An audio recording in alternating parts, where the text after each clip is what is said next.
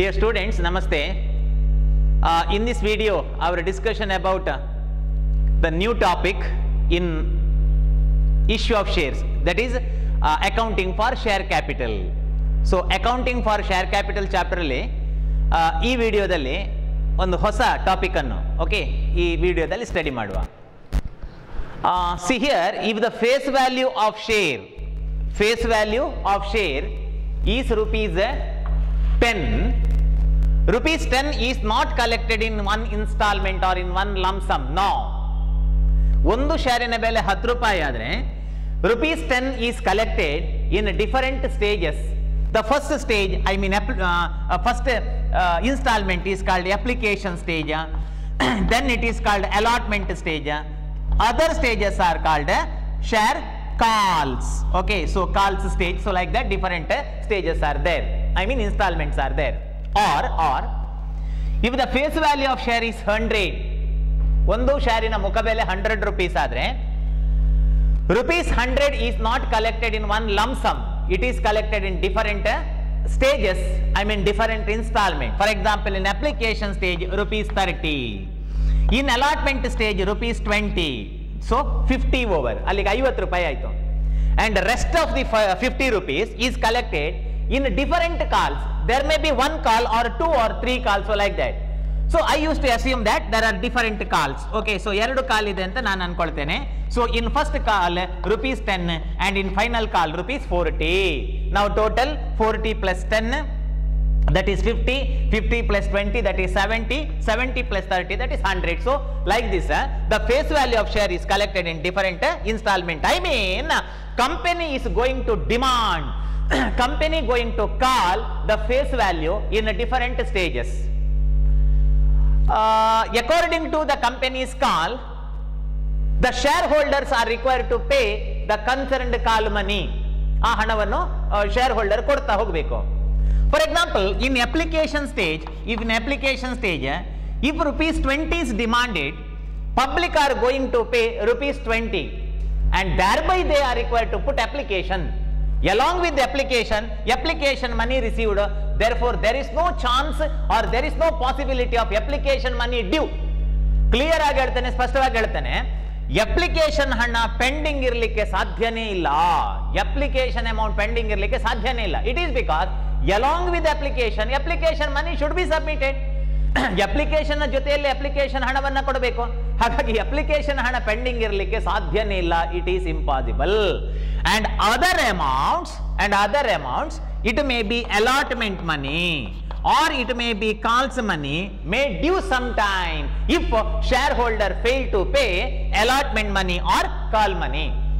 shareholders allotment ಹಣ ಅಥವಾ ಕಾಲ್ನ ಹಣವನ್ನು ಕೊಡದೇ ಹೋದ್ರೆ ಆವಾಗ allotment ಮತ್ತು ಕಾಲ್ನ ಹಣ ಪೆಂಡಿಂಗ್ ಇರಲಿಕ್ಕೆ ಸಾಧ್ಯ. ಅಪ್ಲಿಕೇಶನ್ ಹಣ ಪೆಂಡಿಂಗ್ ಇರಲಿಕ್ಕೆ ಸಾಧ್ಯ ಇಲ್ಲ. If shareholders are going to pay all money in time, in full, there is no problem. But sometimes shareholders are fail to pay allotment money or call money or both. ಅರ್ಥ ಆಯ್ತಾ? ಕೆಲವು ಸಲ share holders ಒಂದಾ allotment ಹಣ ಅಥವಾ ಕಾಲ್ನ ಹಣವನ್ನು ಕೊಡ್ಲಿಕ್ಕೆ ಅವರು ಫೇಲ್ ಆದರು. Means they are going to not pay the call allotment money or call money. For example, company demand rupees 40 in allotment and rupees 10 in call stage. This is the example. Sometime shareholders may fail to pay allotment money or call money or allotment and call money. ಕೆಲವರು allotment ಹಣ ಕೊಡದಿರಬಹುದು ಅಥವಾ ಕೆಲವರು ಕಾಲ್ನ ಹಣ ಕೊಡದಿರಬಹುದು, ಕೆಲವರು allotment ಮತ್ತು ಕಾಲ್ ಎರಡರ ಹಣವನ್ನು ಕೊಡದೇ ಇರಬಹುದು. Which is called calls in arrears. Okay, so calls in arrears. See here, calls in arrears. What is calls in arrears? That is the important question for 2 marks. See here, calls in arrears also called as unpaid capital. Calls in arrears, unpaid capital. Alugade, batote, that is one and the same. So here also calls in arrears and unpaid capital is one and the same. Calls in arrears. What do you mean by arrears? Pending. That is pending. Call amount in pending. That is called calls in arrears. So calls in arrears means part of the called up capital. Company going to call. Company going to demand the call money. So calls in arrears means the part of called up capital which is not paid by the public, which is not paid by the public even after call is made by the company, even after call is made by the company, if shareholders fail to pay allotment money or call money or both, so which is called calls in arrears. Company call ಹಣವನ್ನು ಕೊಡಿ ಅಥವಾ company allotment ಹಣವನ್ನು ಕೊಡಿ ಅಂತ ಕೇಳಿದ್ರು ಕೂಡ ಕೆಲವು ಸಲ ಪಬ್ಲಿಕ್ ಯಾವುದೋ ಕಾರಣಕ್ಕೆ ಕಾಲ್ ಹಣ ಅಥವಾ ಅಲಾಟ್ಮೆಂಟ್ ನ ಹಣವನ್ನ ಕೊಡದೇ ಇರಬಹುದು, which is called calls in arrears. So calls in arrears means a part of called up capital, that is a part of called up capital. Okay, so part of called up capital which is not paid by the public are going to fail to pay the allotment money or call money even after call is made by the company. Company ಕೇಳ್ತಾ ಉಂಟು ಕೊಡಿ allotment ಹಣ, ಕೊಡಿ allotment ಹಣ, ಕೊಡಿ ಕಾಲ್ ಹಣ, ಕೊಡಿ ಕಾಲ್ ಹಣ, ಫಸ್ಟ್ ಕಾಲ್ ಅಮೌಂಟ್ ಕೊಡಿ, ಸೆಕೆಂಡ್ ಕಾಲ್ ಅಮೌಂಟ್ ಕೊಡಿ ಅಂತ ಕಂಪನಿ ಕೇಳ್ತಾ ಉಂಟು. ಬಟ್ ಶೇರ್ ಹೋಲ್ಡರ್ಸ್ ಕೊಡ್ತಾ ಇಲ್ಲ, which is called calls in arrears. Or ಇನ್ನೊಂದು meaning calls in arrears are non payment of allotment money or call money or both. That non-payment of allotment money or non-payment of call money or both allotment and call money by the shareholder is called calls in arrears. If shareholder fail to pay allotment money or call money or both is called calls in arrears. ಎಲ್ಲಿಯಾದ್ರೂ ಹೀಗೆ ಹೇಳಬೇಡಿ. ಹೇಗೆ? If share holders are fail to pay application money ಅಂತ, impossible.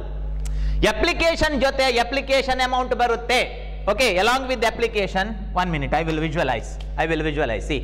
See, application amount pending irlikke sadhya illa. Yakentandre along with the application, imagine this is application, idu application anta imagine ಮಾಡಿ. Along with the share application, company demand application money. So ಹಾಗಾಗಿ ಎಲ್ಲ application ಜೊತೆ application amount ಇದು ಬಂದೇ ಬರುತ್ತೆ. Due allotment money or call money may due or allotment money or call money is not paid by the public, which is called calls in arrears. So calls in arrears means non-payment of allotment money or call money or both allotment and call money is called calls in arrears. 10% interest is charged on calls in arrears. See here, this is the question for 1 mark. What is the rate of interest on calls in arrears? See, if company demand the allotment money or call money, and if shareholders are failed to pay the same, being penalty for delay payment later after the date, company going to charge some amount of interest, being fine on shareholders. At present the rate of interest on calls in arrears is 10%. ಅರ್ಥ ಆಯ್ತಾ? For example, allotment money or call money is required to pay on particular date. For example, in August 20 ಗೆ ಕೊಡಬೇಕಿತ್ತು. Some shareholders are not paid it in time, they delayed, ಅವರು ತಡ ಮಾಡಿದ್ದಾರೆ. Then 10% interest is charged, okay, on such calls in arrears amount, being penalty over the shareholder. Calls in arrears ಅಂತ ಹೇಳಿದ್ರೆ ಕಾಲ್ನ ಹಣವನ್ನು ಕೊಡದೇ ಇರುವುದು. ಲೇಟ್ ಆಗಿ ಪೇ ಮಾಡಿದ್ರೆ ಎಷ್ಟು ಲೇಟ್ ಆಗಿದೆ, what is the time duration of late on which the interest at the rate of 10% is charged. Remember, 10% interest on calls in arrears is charged by the company, which is penalty, which is the fine for late payment of allotment money or call money. Yes, next slide. Yes, calls in arrears. Arre baba, calls in advance. Yeah, calls in advance, another topic. See, idu adakke ulta. See, calls in arrears means non-payment of call money or allotment money even after call is made by the company or allotment money demanded by the company. Company ಕೇಳಿದ್ರು ಕೂಡ ಕೊಡದಿರುವುದು. Calls in advance ಅಂತ ಹೇಳಿದ್ರೆ company ಕೇಳದಿದ್ರು ಕೊಡುದು. What is that ಕೇಳದಿದ್ರು ಕೊಡುದು? Calls in advance means call amount received by the company, means call amount paid by the shareholder from its shareholder before call is made. For example, in application company demand rupees 20, in allotment company demand 40, and in call stage company demand 10. Okay, so 10. So now it is 70. Okay, so 70 aito. Call, one more call, that is second call, I mean final call. okay, rupees 30. 4, 5, 6, 7, 8, yes, okay, there is 100. Sometimes shareholders going to pay the allotment money or call money or final call money before call is made, that is called calls in advance. Okay, calls in advance. ನೋಡಿ calls in arrears ಅಂತ ಹೇಳಿದ್ರೆ amount ಅನ್ನು ಕೊಡದಿರುವುದು. Okay, ಕ್ಲಾಸಿಗೆ ಬರದಿರುವುದು, amount ಅನ್ನು ಕೊಡದಿರುವುದು. Calls in advance means ಬಹಳ ಬೇಗನೆ ಬಂದು ಕ್ಲಾಸಿಗೆ ಕೂತ್ಕೊಳ್ಳೋದು. ಕ್ಲಾಸಿಕ್ calls in advance. So advance payment of allotment money or call money. So that is called calls in advance. Sometimes shareholders are going to pay the allotment money or call money before allotment or call is made. Company not call the face value of share. Company not at demand allotment money. Company not at demand call money. But shareholders going to pay it in advance before call is made. So which is called calls in advance.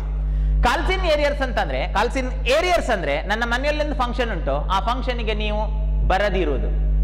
Calls in advance ಅಂತ ಹೇಳಿದ್ರೆ ಇವತ್ತು function ಅಂತ ಹೇಳಿದ್ರೆ 2 ದಿವಸ ಹಿಂದೆ ಬಂದು ಕೂತ್ಕೊಳ್ಳೋದು ಮನೆಯಲ್ಲಿ, ಆಯ್ತಾ? ಸೊ ಆ ತರ calls in advance. So advance payment of allotment money or call money or both is called calls in advance. See here the concept is in application stage public are going to pay the application money, and next allotment or call money in future they have to give the allotment money and call money. So under this concept sometimes shareholders may pay the allotment money or call money in advance. ಮೊದಲೇ ಕೊಟ್ಟು ಬಿಡ್ತಾರೆ. ಅಯ್ಯೋ ದೇವ್ರೆ, ಹೇಗೂ allotment ಹಣ ಅಥವಾ ಕಾಲ್ನ ಹಣವನ್ನು ಕೊಡ್ಲಿಕ್ಕೆ ಉಂಟಲ್ವಾ ಫ್ಯೂಚರ್ ಅಲ್ಲಿ, ಅದಕ್ಕೆ ಈಗಲೇ ಕೊಟ್ಟು ಬಿಡುವ ಅಂತ ಹೇಳಿ ಮೊದಲೇ ಕೊಟ್ಟು ಬಿಡಬಹುದು. So which is called calls in advance. Okay, this is for meaning only, no journal entries etcetera. We are required actual journal entries there. For calls in advance, journal entries etc. are there, but in your syllabus it is not included to study what is the journal entry for calls in advance. If you know what is the meaning of the same, that is enough. ಅದರ ಅರ್ಥ ಏನು ಅದನ್ನು ತಿಳ್ಕೊಂಡ್ರೆ ಸಾಕು. But journal entry ಇದೆ, but it is not included in your syllabus. Okay, syllabus ಅಲ್ಲಿ ಅದರ journal entry study ಮಾಡೋ ಅವಶ್ಯಕತೆ ಇಲ್ಲ. ಸೊ ಅಂತೂ ಕಾಲ್ಸ್ ಇನ್ ಏರಿಯರ್ಸ್ ಅಂತ ಹೇಳಿದ್ರೆ ಕಾಲ್ ಮಾಡಿದ್ರು ಹಣ ಕೊಡದಿರುವುದು.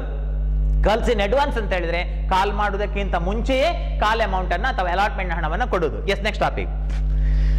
In the next slide let us discuss. See, forfeiture of share, very important question, very important topic. Okay, either for 6 mark or 12 mark. ಇದರ ಮೇಲೆ 6 mark ಅಥವಾ 12 mark question ಇದೆ. ಸೊ ಹಾಗಾಗಿ ಸರಿಯಾಗಿ ತಿಳ್ಕೊಳ್ಳಿ. forfeiture of share. Okay, forfeiture of share. Okay, our discussion in forfeiture of share, that is forfeiture of share. So we are required to study the journal entries etc. as far as forfeiture of share is concerned. Therefore be concentrate student, let us study what is the meaning of forfeiture of share.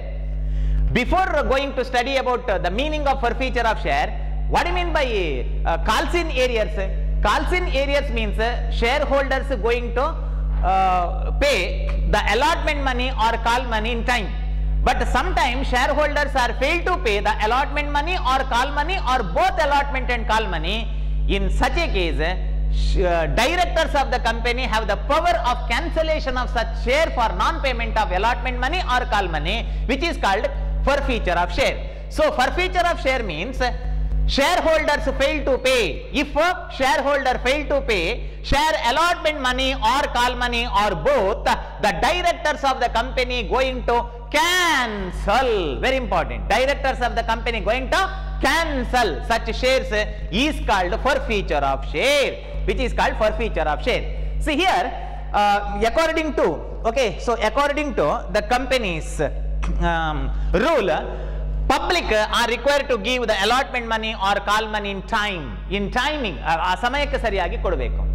ಆದರೆ ಕೆಲವು ಸಲ shareholders are failed to pay the allotment money or call money or both. ಒಂದಾ allotment ಹಣ ಅಥವಾ ಕಾಲ್ನ ಹಣ ಅಥವಾ ಎರಡನ್ನೂ ಕೂಡ ಶೇರ್ ಹೋಲ್ಡರ್ಸ್ ಕೊಡದೇ ಇರಬಹುದು.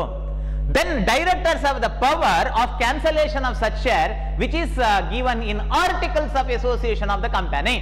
In articles of the association of the company, directors have one power that on those shareholders fail to pay the allotment money or call money, they can cancel such share, is called a forfeiture of share.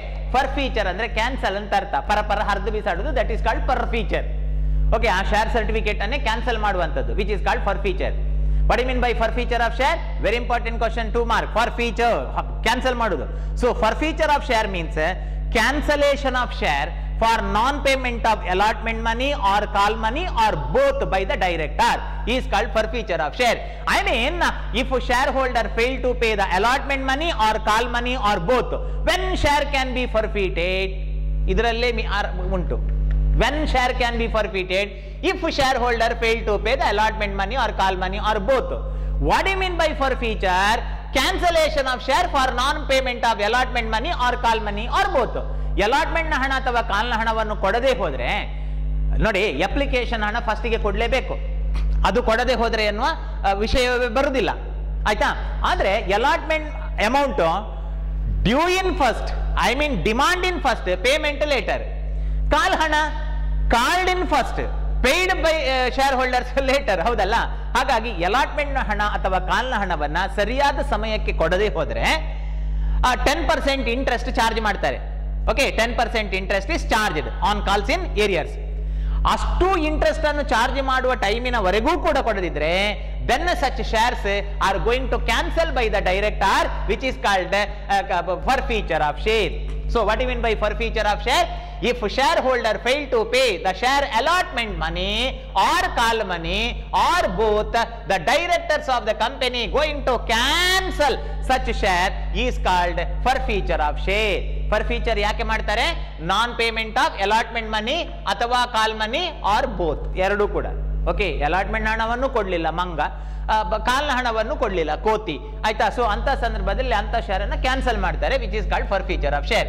R another meaning, or ಇದು ಆಗ್ತದೆ, or cancellation of share for non payment of allotment money or call money or both, forfeiture share may reissued by the company. This is the information. The forfeited share can be reissued by the company later.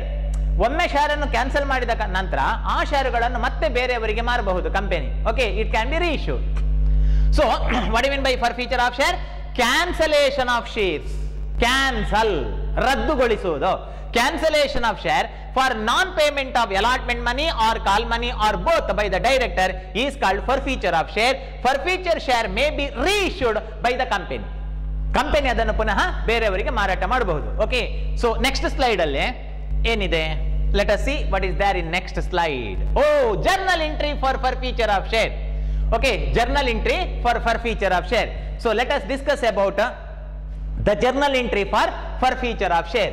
See, in the time of forfeiture, there are three concept arises. In the case of forfeiture, three concepts arises. ಒಂದು share ಅನ್ನ forfeiture ಮಾಡುವಾಗ ಮೂರು ಕಾನ್ಸೆಪ್ಟ್ಗಳು ಬರುತ್ತೆ. Okay, three concepts. One forfeiture, okay, one forfeiture. Second one reissue. ಒಂದು forfeiture, ಇನ್ನೊಂದು reissue. ನಾವು ಆಗಲೇ ಹಿಂದಿನ ಸ್ಲೈಡ್ ಅಲ್ಲಿ ನೋಡಿದ್ದೇವೆ ನೋಡಿ, forfeiture share can be reissued by the company. And whenever forfeited shares are reissued, automatically there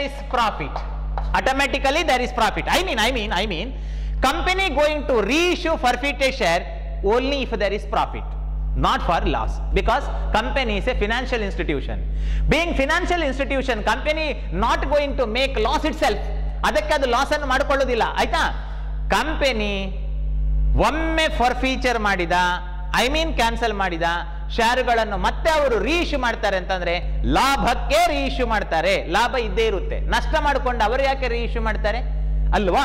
so ಹಾಗಾಗಿ the third aspect is profit on reissue of shares, reissue of forfeited share. I repeat, my concept is forfeiture of share. ಏನ್ ಮಕ್ಕಳೇ forfeiture of share ಅಂದ್ರೆ? Cancellation of share. Cancellation of share ಯಾಕೆ? For non payment of allotment money or call money or both. So for the purpose of forfeiture there is an journal entry, ಅದಕ್ಕೆ journal entry ಇದೆ. And forfeited shares can be ರೀಇಶ್ಯೂಡ್, ಅದನ್ನು reissue ಮಾಡಬಹುದು, ಅದಕ್ಕೆ journal entry ಇದೆ. And if forfeited shares are reissued, such an reissue is done by the company for a profit. ಲಾಭ ಇದ್ರೆ ಮಾತ್ರ reissue ಮಾಡ್ತದೆ, ಲಾಭ ಇಲ್ಲದಿದ್ರೆ ಕಂಪನಿ ಯಾಕೆ ಅದನ್ನು ರೀಇಶ್ಯೂ ಮಾಡ್ತದೆ? ಓಕೆ, ಅದನ್ನು ಕ್ಯಾನ್ಸಲ್ ಮಾಡಿ ಸುಮ್ಮನೆ ಕೂತ್ಕೊಳ್ತದೆ, ಹೌದಲ್ಲ. ಸೊ ಹಾಗಾಗಿ journal entry for forfeiture of share. So first one forfeiture of share, next reissue, next profit. ಹಾಗೆ ಮೂರು ಜರ್ನಲ್ ಎಂಟ್ರಿಗಳಿದೆ. Okay, three sets. See, this is the journal entry for forfeiture of share. Concentrate ಮಾಡಿ on forfeiture of share you have 12 mark question. 12 mark 12 ಮಾರ್ಕಿನ question ಇದೆ ಈಗ ಇದರ ಮೇಲೆ, ಈ ಜರ್ನಲ್ ಎಂಟ್ರಿಗಳ ಮೇಲೆ, ಆಯ್ತಾ. ಸೊ ಹಾಗಾಗಿ ಕಾನ್ಸಂಟ್ರೇಟ್ ಮಾಡಿ. See whenever shares are forfeited, this is nothing but forfeiture of concerned amount of share capital. Therefore share capital is debited. Okay, share capital is debited. See, in the time of issue always share capital is credited.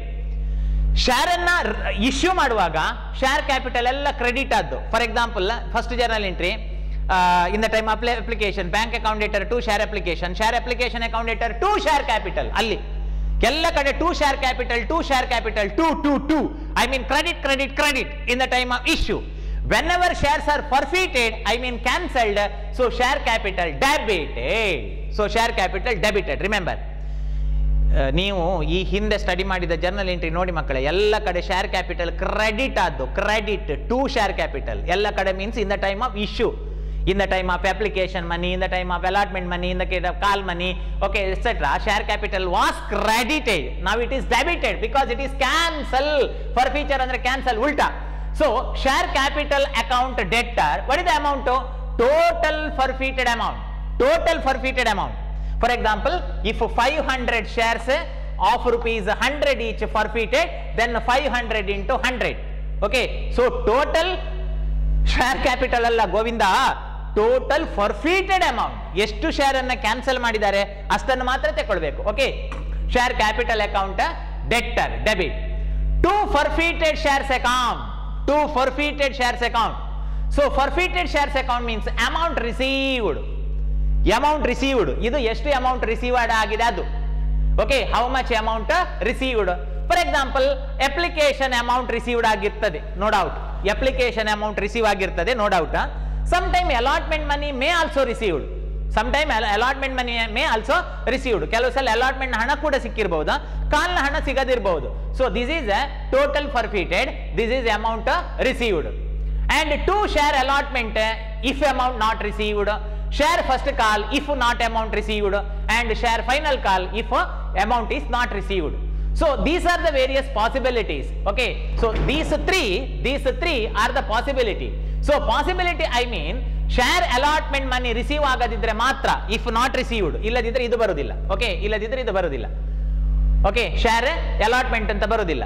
if allotment money received, suppose if allotment money received, then we should not write allotment because it included in this amount, in received amount, forfeited amount it includes. Okay, and further if share first call amount received, then share first call anta barudilla. Okay, and if share final call amount is received, adu barudilla. So here this is the total amount forfeited, this is amount received, and rest 3 if amount is not received, so being share forfeited. 1 minute, if you not understood this journal entry, I will give an example and thereby I will write the journal entries with reference to the amount. See here, a company going to issue 10,000 shares. ಅರ್ಥ ಮಾಡ್ಕೊಳ್ಳಿ, ಒಂದು company 10,000 share ಅನ್ನು ಮಾರಾಟಕ್ಕೆ ಇಟ್ಟಿದೆ. So applications are received for 10,000 share. All share holders are paid money, ಎಲ್ಲ share holders amount ಅನ್ನು ಕೊಟ್ಟಿದ್ದಾರೆ. all shareholders are paid the money, but 500 shareholders not paid the amount. 500 shareholder ಕಾಣ್ತದಲ್ಲ, 500. 1 minute, ಬೇರೆ ಬರೀತೇನೆ. See, 10,000 shares ಮಕ್ಕಳೇ, 10,000 shares ಆಯ್ತಾ, ಅದರಲ್ಲಿ 500 shareholders not paid the amount. Application amount received, rupees 10 received. Face value of share is 100 ಅಂತ ಇಟ್ಕೊಳ್ಳೋ. Face value of share is 100. 500 shareholders not paid. Then application amount rupees 10, allotment amount rupees 40, and first and final call. Okay, ಒಂದೇ ಕಾಲ್, first and final call rupees ಎಷ್ಟಾಯಿತು 40, 50 ಸಾರಿ, that is 50. ಇನ್ನೊಂದು call ಮಾಡುವ ಬೇಕಾದ್ರೆ. Yes, okay, first that is final call. Okay, so final call, this is 30, this is 20, total 100. ನೋಡಿ, 30, 40, 50, 90, 100. Yes, okay, total 100. See here, application amount received, application amount received, allotment amount not received, first call amount not received, final call amount not received. Yes, then journal entry is journal entry. Share capital account, share capital account 500 into 100, that is the amount, that is 5, 1 2 3 4, 1 2 3 4, that is 50,000, 500 into 100. Okay, so that is a 50,000. Total forfeited amount, total forfeited, forfeit ಮಾಡಿದ್ದು 500, not 10,000. 10,000 full 10,000 ತಗೊಳ್ಬೇಡಿ. Full 10,000 ತಗೊಂಡ್ರೆ ಏನಾಗ್ತದೆ ಗೊತ್ತಾ, 500 ಜನ share holders amount ಕೊಡ್ಲಿಲ್ಲ ಅಂತ ಹೇಳಿ ನೀವು ಎಲ್ಲ 10,000 ಶೇರ್ ಅನ್ನು ಕೂಡ ಕ್ಯಾನ್ಸಲ್ ಮಾಡಿದಾಗ ಆಗ್ತದೆ. ಇದು ಹೇಗಾಯ್ತು ಗೊತ್ತಾ, ಒಂದು ಒಂದು ಒಂದು ಊರಲ್ಲಿ ಒಂದು ಇಲಿ ಉಂಟು ಅಂತ ಹೇಳಿ ಅದನ್ನು ಹಿಡಿಲಿಕ್ಕೆ ಇಡೀ ಊರಿಗೆ ಬೆಂಕಿ ಕೊಟ್ಟ ಹಾಗೆ ಆಗ್ತದೆ. ಆಯ್ತಾ, ಇಡೀ ಊರಿಗೆ ಬೆಂಕಿ ಕೊಡೋದು, ಹಾಗಾಗಬಾರ್ದು, ಹೌದಲ್ಲ? ಸೊ ಹಾಗಾಗಿ ಫುಲ್ ಕ್ಯಾನ್ಸಲ್ ಮಾಡಬೇಡಿ, 10,000 ಅಲ್ಲ, please please. Okay, how many shares are cancelled? 500 shares are cancelled. So total forfeited, not total share capital, total forfeited. How much forfeited? 500 shares forfeited. And next, this is 2 forfeited shares. 2 forfeited shares amount ಎಷ್ಟು ಗೊತ್ತಾ? 2 forfeited, what is that? Amount received 500 into received ಎಷ್ಟು ನೋಡಿ, application 10 ರೂಪಾಯಿ ಮಾತ್ರ. Okay, only application rupees 10, application amount only. ಆಯ್ತಾ? And rest not received, not received, not received, not received. See, according to my example, allotment money not received, first call amount not received, final call amount not received. Okay, so not received. Then share allotment, that is 500 into 40. ಇದಕ್ಕೆ amount, ಇದಕ್ಕೆ share allotment 500 into 40. Then share first call 500 into 30. Then share final call 500 into 20. Okay, so that is the amount. And I will change the example now. ಈಗ ನಾನು example change ಮಾಡ್ತೇನೆ. See, these are the various amount that company demand. Face value of share is 100. Face value of share is 100. 500 shares are going to forfeited. Application 10 rupee, allotment 40, first call 30, final call 20. In a problem, application amount received, allotment money received, first call amount not received, final call amount received ಅಂತ not received ಅಂತಾದ್ರೆ ಆವಾಗ share capital, okay, share capital account debtor 500 into 100, forfeited shares 2, okay, 2 forfeited shares, forfeited 500 into ನೋಡಿಲ್ಲಿ amount received ಅಂತ ಆಯ್ತಾ. amount received ಎಷ್ಟು ಇಲ್ಲಿ 10 plus 40 ನೋಡಿ, ಇದೆರಡು receive ಆಗಿದೆ ನೋಡಿ, ಇದೆರಡು ರಿಸೀವ್ ಆಗಿದೆ. ಓಕೆ, ಇದೆರಡು ರಿಸೀವ್ ಆಗಿದೆ. Application and allotment 10 plus 40, that is 50. ಇನ್ನು 2 ಸಿಗದ್ದು. Okay, 2 okay ಸಿಗದ್ದು. ಯಾವುದೆಲ್ಲ ಸಿಗ್ಲಿಲ್ಲ? 2 first call, 2 final call, 2 first call final call. ಈಗ ಈ ಜರ್ನಲ್ ಎಂಟ್ರಿಯಲ್ಲಿ ಇದಿಲ್ಲ ನೋಡಿ, ಶೇರ್ ಅಲಾಟ್ಮೆಂಟ್ ಅಂತ ಇಲ್ಲ. ಇಲ್ಲಿ ನೋಡಿ, ಶೇರ್ ಅಲಾಟ್ಮೆಂಟ್ ಇಲ್ಲ. ಯಾಕೆಂತಂದ್ರೆ that is included in forfeited shares account, I mean in amount received. 1 minute, I will change the example. See here, this is the problem wherein it is said that face value of share is 100, out of 10,500 shares are cancelled, application 10 rupee, allotment 10 rupee, first call 30 and final call 20. In a problem, if it is said that application amount received, allotment received, first call received, are baba, final call only not received, final call ಮಾತ್ರ ಸಿಗದಿದ್ರೆ ಆವಾಗ journal entry, same journal entry. Okay, change is that, change ಗಮನಿಸಿ ಇಲ್ಲಿ ಏನಾಗ್ತದೆ ಅಂತ. Share capital account debtor 500 into 100, full. Okay, total forfeited. ಆನಂತರ 2 forfeited ಏನು ಮಕ್ಕಳೇ? Amount received. Okay, amount received. ಎಷ್ಟು amount received? Forfeited 500 into 10 received, 40 received, 30 also received. ಆವಾಗ 4 3 7 1 8, so 80 rupees, 80 received. ಇನ್ನು ನಾಟ್ ರಿಸೀವ್ಡ್. ಯಾವ not received? Final call. Okay, final call. So not received, that is 500 into 20. So like that, from change problem to problem, this journal entry will change. Journal entry will change. Problem ಇಂದ ಪ್ರಾಬ್ಲಮಿಗೆ ಎಷ್ಟು amount received ಆಗಿದೆ, ಎಷ್ಟು amount receive ಆಗಲಿಲ್ಲ, ಅದರ ಆಧಾರದಲ್ಲಿ amount change ಆಗ್ತದೆ.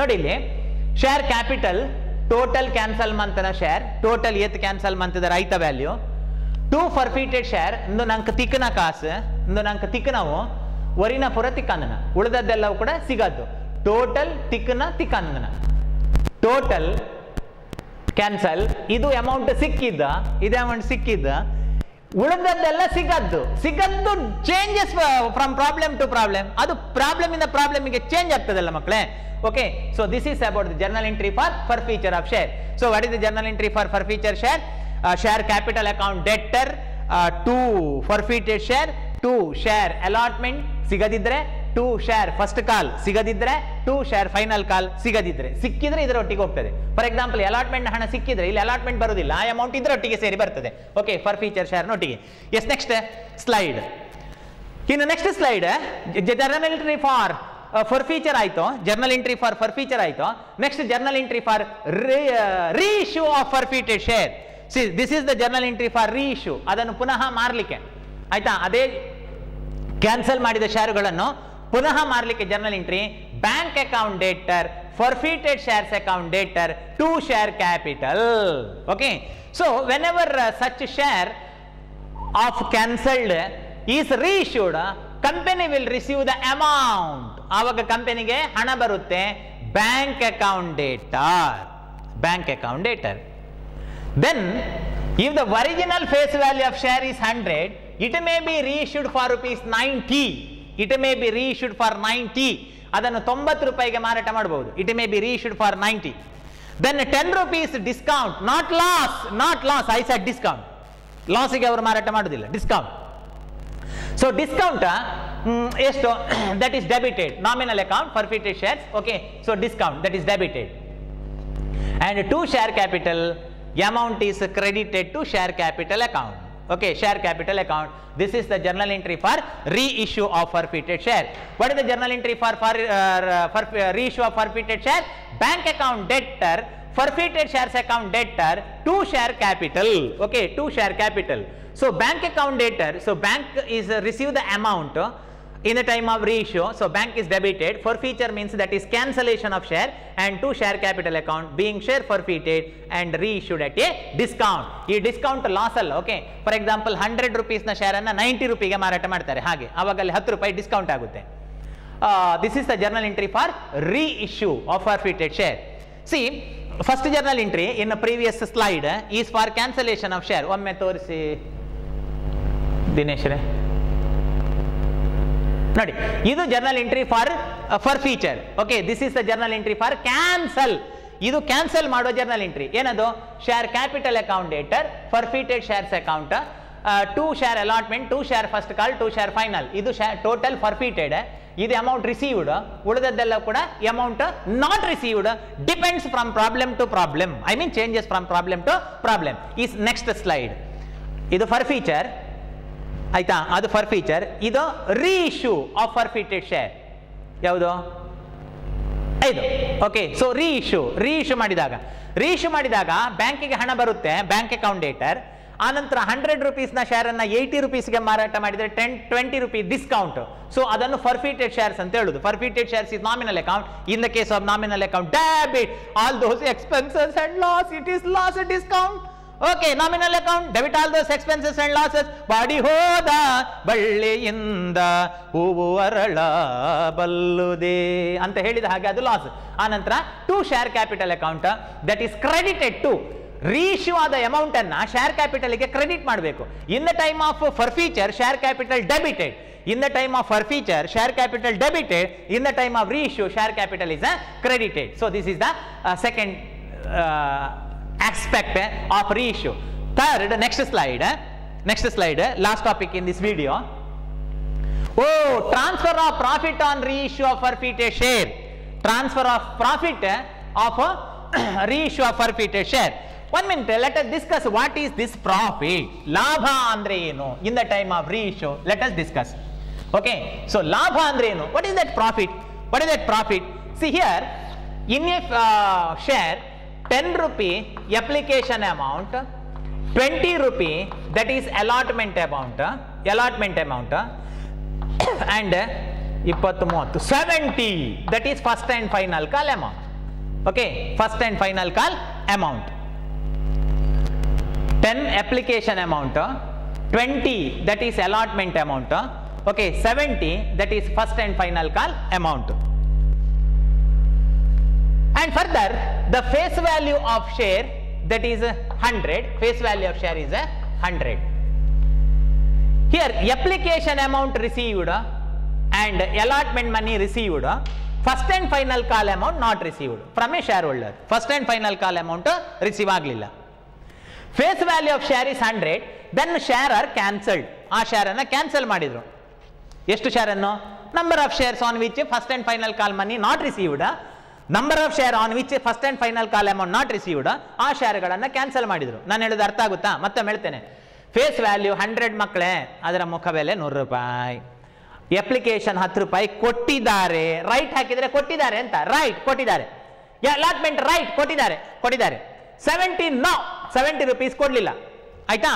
ಆವಾಗ ಡೈರೆಕ್ಟರಿಗೆ ಸಿಟ್ಟು ಬರ್ತದೆ, ಡಡ್ಡಿಂಗ್ ಸಿಟ್ಟು ಬಂತು, ಆಯ್ತು ಕ್ಯಾನ್ಸಲ್ ಮಾಡಿದ್ರು, ಶೇರ್ಗಳನ್ನು ಕ್ಯಾನ್ಸಲ್ ಮಾಡಿದ್ರು. ಅಂಡ್ 100 ರೂಪೀಸ್ ಫೇಸ್ ವ್ಯಾಲ್ಯೂವಿನ ಶೇರ್ಗಳನ್ನು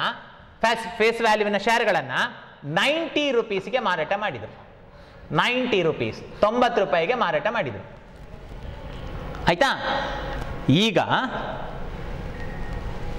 ಪ್ರಾಫಿಟ್ ಇದೆ ಅಂತ ನಾನು ಹೇಳೋದು, ಪ್ರಾಫಿಟ್ ಇದೆ ಅಂತ. ಆ ಪ್ರಾಫಿಟ್ ಅನ್ನು ಟ್ರಾನ್ಸ್ಫರ್ ಮಾಡಲಿಕ್ಕೆ ಜರ್ನಲ್ ಎಂಟ್ರಿ ಇದು ಅಲ್ಲಿಗೆ ಮುಗೀತದೆ. ಓಕೆ, ಸೊ ಏನು ಅಂತ ಸ್ಟಡಿ ಮಾಡುವ, ಪ್ರಾಫಿಟ್ ಹೇಗೆ ಅಂತ, ಆಯ್ತಾ? ಪ್ರಾಫಿಟ್ ಹೇಗೆ ಅಂತಂದ್ರೆ, see so for how much amount is received. ಒಂದು ಶೇರಲ್ಲಿ, ನೀವು ಒಂದು ಶೇರಿನ ವಿಷಯ ಮಾತಾಡಿ, ಒಂದು ಶೇರಲ್ಲಿ 70 ರೂಪಾಯಿ ರಿಸೀವ್ ಆಗಲಿಲ್ಲ. ಎಷ್ಟು ರಿಸೀವ್ ಆಗಿದೆ? ಅರೆ ಬಾಬಾ 30, 10 + 20 30 ರೂಪಿ ರಿಸೀವ್ಡ್. 30 ರೂಪಿ ರಿಸೀವ್ಡ್, ದೊಡ್ಡದು ಬರೆಯುವ. ಓಕೆ, 30 ರೂಪಾಯಿ ಬಂದಿದೆ, 30 ರೂಪೀಸ್ ಬಂದಿದೆ, ಆಯ್ತಾ? ಬಂದಿದೆ, ಕನ್ನಡದಲ್ಲಿ ಬರೀತೇನೆ, ಬಂದಿದೆ ಅಂದ್ರೆ ಬಂದುಂಟು ಅಂತಲ್ಲ, ಬಂದಿದೆ ಅಂತ, ಆಯ್ತಾ? ಸೊ 30 ರೂಪೀಸ್ ಬಂದಿದೆ. ಅಯ್ಯೋ ದೇವ್ರೆ, ನಾನು ಹೇಳುದು ದಿನೇಶ್ ಅನ್ನ ಈ ಪ್ರಾಫಿಟ್ ಅನ್ನು ದೊಡ್ಡದಾಗಿ ತೋರಿಸಿ, ಆಯ್ತಾ? ನಾನು ಹೇಳುದು ಪ್ರಾಫಿಟ್ ಉಂಟು ಅಂತ. ಓಕೆ, ಪ್ರಾಫಿಟ್ ಇದೆ. In the time of reissue there is profit. How it is profit? How it is calculated? That 10 ರೂಪಾಯಿ ರೈಟ್ ಕೊಟ್ಟಿದ್ದಾನೆ, 20 ರೂಪಿ ರೈಟ್ ಕೊಟ್ಟಿದ್ದಾನೆ, 70 ರೂಪೀಸ್ ಕ್ರಾಸ್ ಕೊಡ್ಲಿಲ್ಲ, 70 ರೂಪೀಸ್ ಕೊಡ್ಲಿಲ್ಲ. So far, in the time of reissue, in the time of forfeiture, how much amount received? 30 rupee received. ನೋಡಿ, 10 + 20 30, ಆ ಹಣ ಬಂದಿದೆ. ಬಂದ ಹಣ ವಾಪಸ್ ಕೊಡೋದಿಲ್ಲ. ನೀವೊಮ್ಮೆ ಕಾಲೇಜ್ ಫೀಸ್ ಕಟ್ಟಿ, ಮತ್ತೆ ವರ್ಷದ ಎಡೆಯಲ್ಲಿ ನಾನು ಕಾಲೇಜ್ ಬಿಡ್ತೇನೆ ಅಂತ ಹೋಗಿ ನೀವು ಕಟ್ಟಿದ ಫೀಸ್ ನಿಮಗೆ ವಾಪಸ್ ಸಿಗುವುದಿಲ್ಲ. ಹಾಗೇನೆ ಇಲ್ಲಿ ಕೂಡ. So whatever the amount of application or allotment received, that is not refunded to the share holder. ಅದು ರಿಫಂಡ್ ಆಗುದಿಲ್ಲ. ಸೊ 30 ರೂಪೀಸ್ ಬಂದಿದೆ, ಇದು ಕಂಪನಿಗೆ gain. Okay, so that is gain. ಒಂದು ಕಡೆಯಿಂದ ಅಷ್ಟು ಗೈನ್ ಇದೆ. And further, 100 rupees share is reissued for 90 means what is the loss? What is the discount? What is the discount? 1 minute. ಹಿಂದಿನ slide ಒಮ್ಮೆ ತೋರಿಸಿ ದಿನೇಶ್ರೆ, ಪ್ರೀವಿಯಸ್ ಸ್ಲೈಡ್. 100 rupees share, ನೋಡಿ ಇಲ್ಲಿ discount, ನೋಡಿ ಇಲ್ಲಿ discount. 100 rupees share is reissued for 90 means what is the discount? ಇಲ್ಲ ನೋಡಿ 100 rupees ನ ಶೇರ್ 100, ಆಯ್ತಾ? 100. ಸೊ ಅದನ್ನು 90ಗೆ ಇಶ್ಯೂ ಮಾಡಿದಾಗ ಡಿಸ್ಕೌಂಟ್ ಎಷ್ಟು? 10 rupee. 10 rupee discount. Okay, 10 rupee discount. ಹೋಗ್ಲಿ ಸಾಯ್ಲಿ, 30 ರೂಪೀಸಿಂದ 10 ರೂಪಿ ಡಿಸ್ಕೌಂಟ್ ಹೋದ್ರೂ ಕೂಡ okay, 20 rupee. Next slide. 20 rupee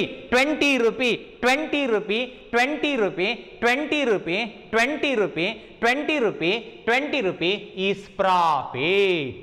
20 rupees profit, 20 rupee ಲಾಭ ಇದೆ. ನೋಡಿ, 20 30 30 ರೂಪೀಸ್ ಬಂದಿದೆ ಗೈನ್. ಅದರಲ್ಲಿ 100 ರೂಪೀಸ್ನ ಶೇರನ್ನು 90ಗೆ ಮಾರಾಟ ಮಾಡೋದು, 10 ಡಿಸ್ಕೌಂಟ್, ಢಮಾರ್ ಹೋಗ್ಲಿ. ಅಯ್ಯೋ ದೇವ್ರೆ, 30 ರೂಪಾಯಿ ಲಾಭದಿಂದ 10 ರೂಪಾಯಿ ಹೋಗ್ಲಿ, ಸಾಯ್ಲಿ. ಆದ್ರೂ ಕಂಪನಿಗೆ 20 ರೂಪಾಯಿ ಲಾಭ ಉಂಟಲ್ವಾ? ಆ ಲಾಭವನ್ನ ಟ್ರಾನ್ಸ್ಫರ್ ಮಾಡಲಿಕ್ಕೆ journal entry. So transfer of profit on reissue of forfeited shares, journal entries. Forfeited shares account debtor to capital reserve. Forfeited shares account debtor to capital reserve. Any capital profit is transferred to capital reserve in accountancy. So hagagi forfeited shares account debtor to capital reserve. This is the journal entry. See, in the time of forfeiture of share, 3 aspects arises. One, forfeiture, another one is reissue of forfeited share. So another one is a transfer of profit on reissue of a share. So this is about the journal entry. I mean, this is the last topic of this chapter, but we are required to work out the problems of 6 and 12 mark in next videos. Okay, next video dalli ivattenu ನಾವು theory study ಮಾಡಿದ್ದೇವೆ, ಅದರ ಮೇಲೆ problem ಅನ್ನು work out ಮಾಡಬೇಕು. I hope you understood this journal entry. If you have any doubt on this journal entry, refer it once again and get ready by the time of next video to work out the problems which is already supplied to you in this class group. Okay, class group ಅಲ್ಲಿ ಇದರ problem already upload ಮಾಡಿದ್ದೇನೆ, ಅದರ ಒಟ್ಟಿಗೆ next class ಅನ್ನು attend ಆಗಿ. That's all. Thank you.